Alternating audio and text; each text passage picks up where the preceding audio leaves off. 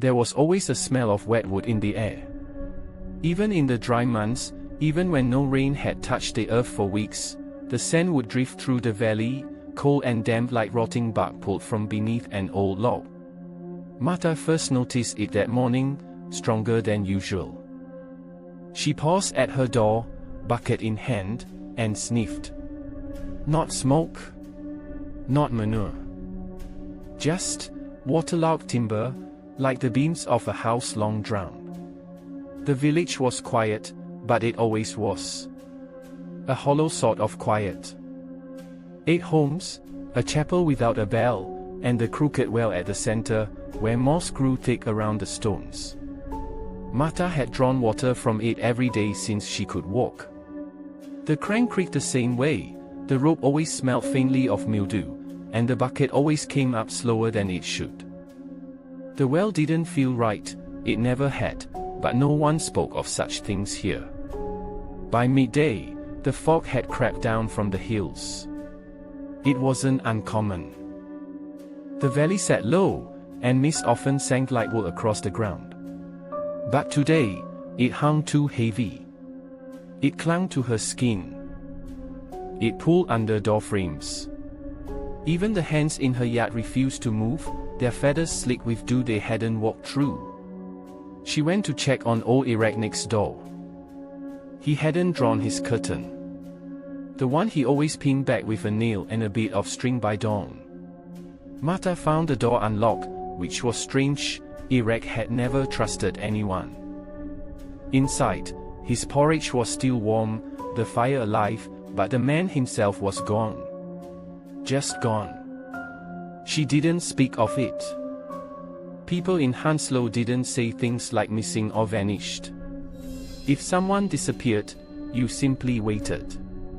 You left their fire going, swept their floor, and pretended you hadn't noticed.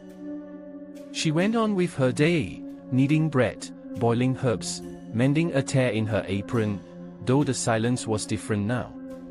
The kind that prickled. The kind that felt like something was listening. By late afternoon, the sky had turned a dull gray. Not clouds, not a storm, just colorless, empty air. A horse passed through the fog beyond the fence line. At least, she thought it was a horse.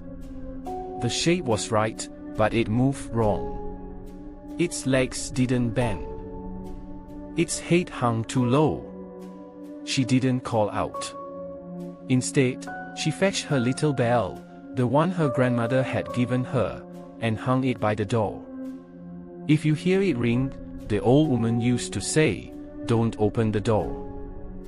Just pray it doesn't ring again. It had never rung before. As dusk slipped in, she lit the candle in the window. Not out of habit, but hope. If anyone else was still there, really still there, they'd see the glow. But the fog swallowed it whole. Even standing beside the flame, she could barely see her own hands. Then came the scratching. Soft at first. Like a branch dragged across stone. It came from beneath the floorboards. She leaned down, ear nearly to the cold clay, and held her breath. Scratch.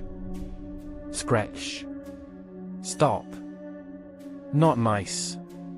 Not rats. It was slow. Methodical. Listening for her, perhaps.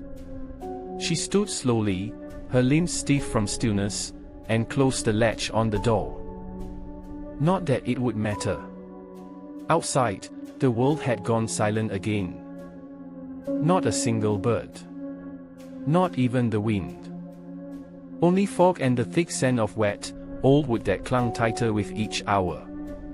At midnight, the bell rang. Just once. A high, soft tink, like a spoon brushing glass. Marta sat frozen at her table, hands clasped. She did not move to check. She did not even blink. It did not ring again. But someone walked past her window. She saw the shape, a woman, barefoot, her dress soaked to the waist. Marta knew every villager by their stride, by their gait. But this woman walked like she had forgotten how knees worked. Like her bones had been arranged differently. She passed. She did not look in. Marta did not sleep that night. She watched the candle burn down, wax pooling like milk across the wooden sill. By morning, the fog had lifted. The village was gone. Not empty. Gone. No chapel. No well. No gardens or fences or ash from hearths. She stood in a clearing of flattened grass. Nothing more. Where homes had been, there were outlines in the earth. As if something had pressed them in, then lifted them away. The way a child leaves shapes in wet sand. She walked. Miles, maybe. She walked until her feet bled, until the hills rolled unfamiliar, and the sun took on a shape she no longer trusted. Eventually, she came to another village. A larger one. With dogs and carts and bells that chimed properly. They took her in. Gave her soup and a bed. Asked her name. She said, Marta of Harnslow. The man blinked. There is no Harnslow, he said. Not for 100 years. She didn't argue. Just nodded. But she never stayed long. Each place she went, the fog would come. Soft at first. Then heavy. Then wrong. And when it came, she would leave again. She carries the bell with her now. Worn brass. A tiny crack down the side. She tells no one what it's for. But each night, she hangs it by the door. And each night, she listens.